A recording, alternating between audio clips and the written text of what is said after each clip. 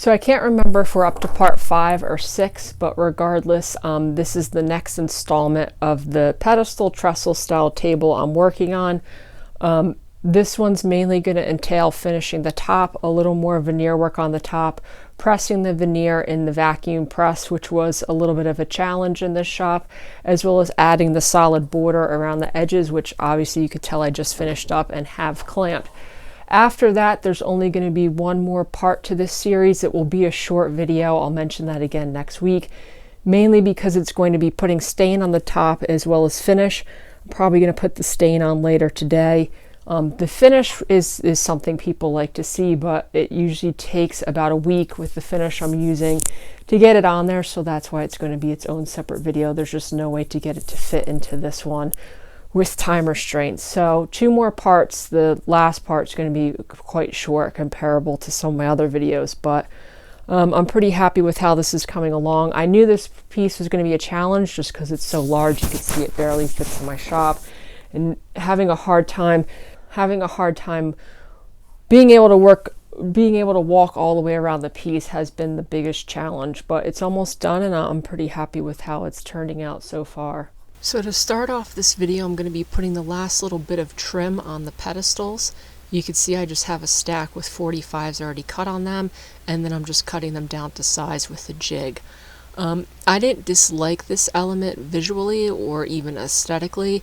It was more so that putting trim like this around a solid wood pedestal, it's going to shrink. The pedestal's going to shrink and move, the trim's going to shrink and move, and you're almost inevitably going to get cracks in these miters. There's really no way to avoid that. Luckily the stain's dark, which is pretty forgiving when it comes to such things, and this is underneath a fairly large base, so little hairline cracks won't be as poignant as if it was a lighter stain and where the eye could see it, which was kind of what I said to myself when building it. But you can see I just have it trimmed out, and then I have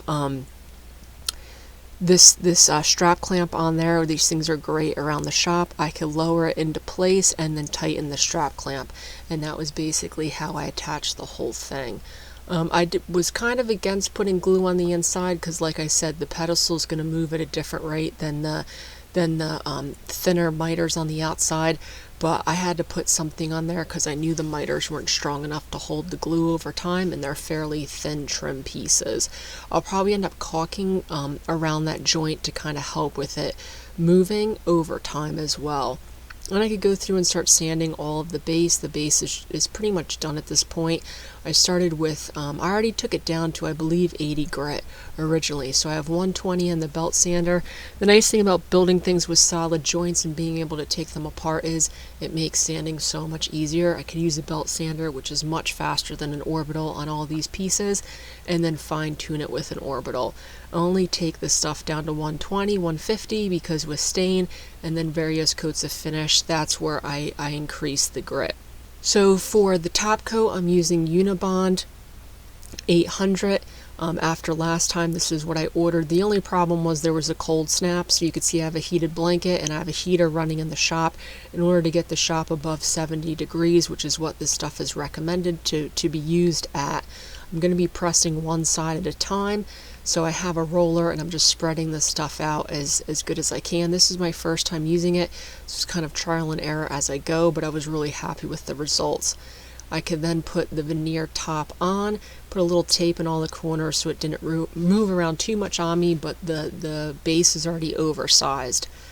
And then I could just slide this out the back side of my door.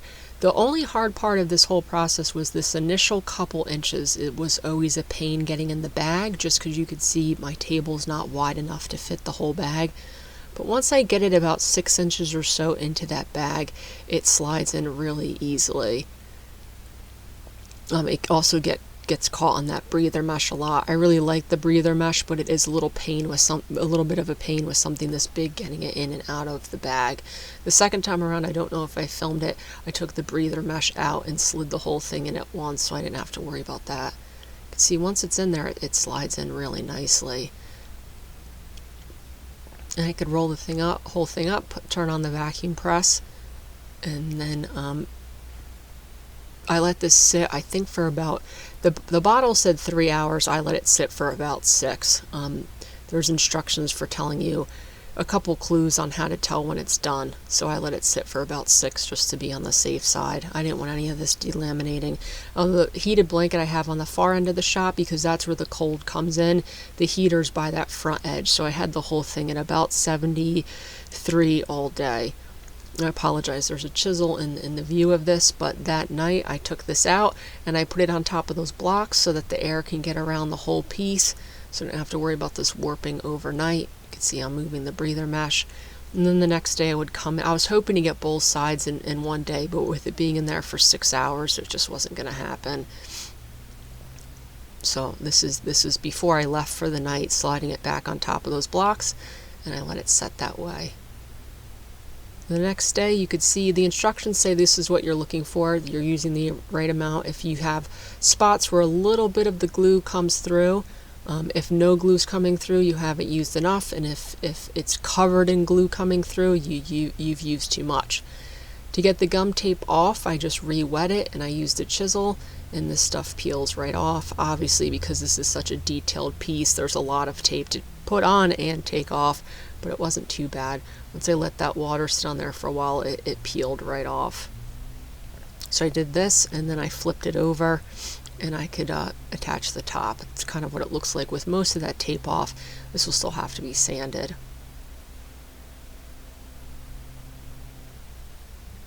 So like I said, I could drag this out of the shop, flip it outside because my ceiling's too low to flip it inside, and then I could slide it back in. The low ceiling has been just a point of bitterness to this whole business process. It really kind of puts the brakes on things that should be easy.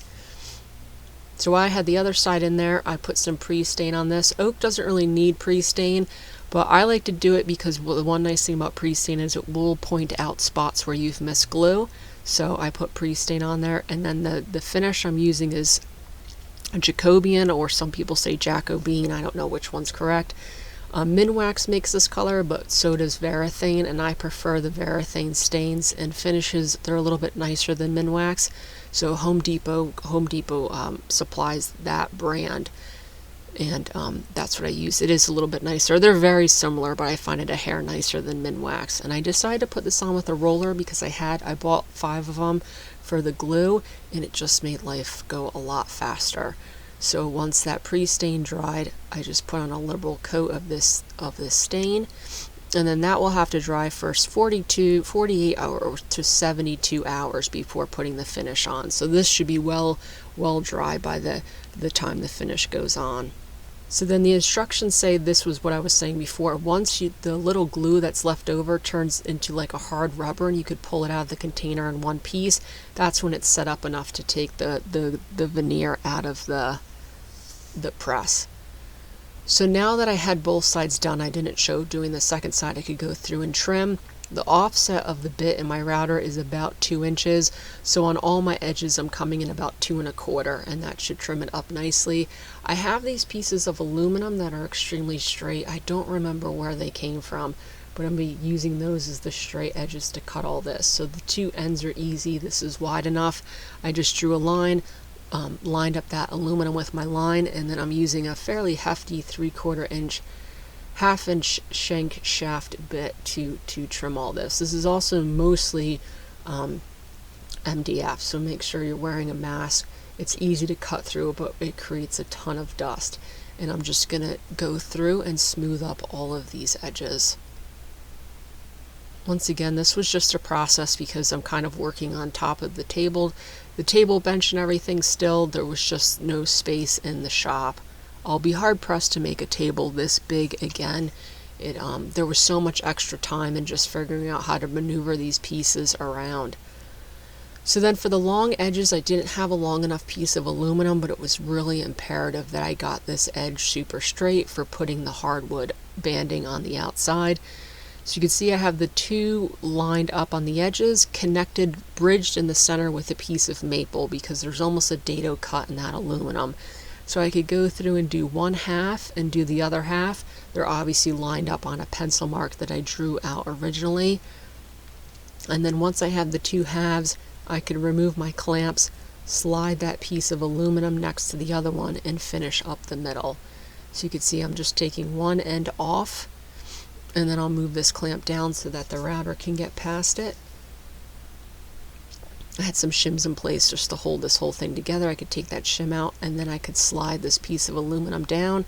It lined up with the other one, and I could get that middle section. Obviously, it would have been ideal to have a straight piece of something that was 10 feet, but honestly, in my experience, the only thing that's really truly straight is going to be some sort of metal or something like MDF. Even plywood isn't super straight. So I decided to use this aluminum in the two sections, and you could see once I was done it ended up being really straight, so I was happy with it. A little bit longer of a process, but as long as it turns out, I don't mind. And then I had to transfer this to the other side of the shop in order to put the edges on it. You can hardly tell, but with those two beams I have a 1x4 bridged over them, so I could use that 1x4 as leverage to hold this up as I move it. I don't have final calculations, but this tabletop is just shy of about 200 pounds, and with the size of it being so long, it's not like it's a condensed 200 pounds you could lift up with a pry bar or a lever. It was easier to just slide it kind of around the shop. And then I thought this was going to be in the next part of the video, but a little preview is I did end up buying a new piece of oak for the edge banding. The stuff I had just had a lot of knots in it. I was going to have to piece it together. So I bit the bullet and bought a new piece. Now wood expands across the grain, so I'm hoping that if I cut this and flip it on its edge, I won't have to worry about gaps. Picture frame edges commonly have that problem a lot because you're putting solid wood around a core.